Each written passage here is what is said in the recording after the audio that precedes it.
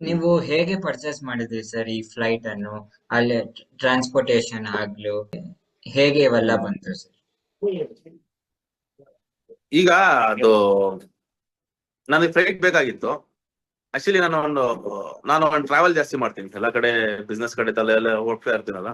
ಹಂಗೆ ನಾನು I was travelling ಬೆಂಗಳೂರಿಂದ ಅಜ್ಮೀರ್ ಅಂತ ನಾನು ಹೋಗ್ತಾ ಇದ್ದೆ.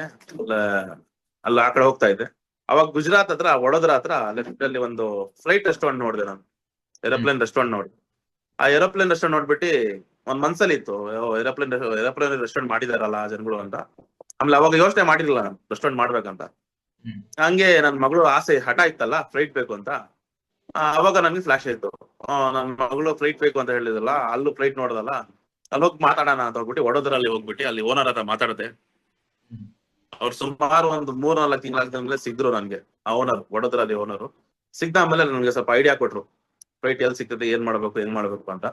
ಆಮೇಲೆ ಅಲ್ಲಿಂದ ತಗೊಂಡು ಹಂಗೆ ಬೈ ರೋಡ್ ತಗೊಂಡ್ಬಂದಿದ್ ನಾವು ಫ್ಲೈಟ್. ಸುಮಾರು ನಮ್ದು ಒಂದು 7 ಟ್ರಕ್ಸ್ ಅಲ್ಲಿ ಬಂತು. ವಿಂಗ್ಸ್ ಕಟ್ ಮಾಡಿದ್ರು, ಹ್ಮ್. ವಿಂಗ್ಸ್ ಒಂದೊಂದ್ ಟ್ರಕ್ ಅಲ್ಲಿ ಬಂದಿತ್ತು, ಲೋ ಬೆಡ್ ಟ್ರೈಲರ್ ಅಲ್ಲಿ. ಹ್ಮ್. ವಿಂಗ್ಸ್, ಇಂಜಿನ್ ಅದೆಲ್ಲ ಪಾರ್ಟ್ಸ್, 3 ಪಾರ್ಟ್ಸ್ ಆಗಿ ಎಲ್ಲ ಸುಮಾರು 7 ಟ್ರಕ್ಸ್ ಅಲ್ಲಿ ಬಂದಿಲ್ಲ ಐಟಮ್ಗಳು.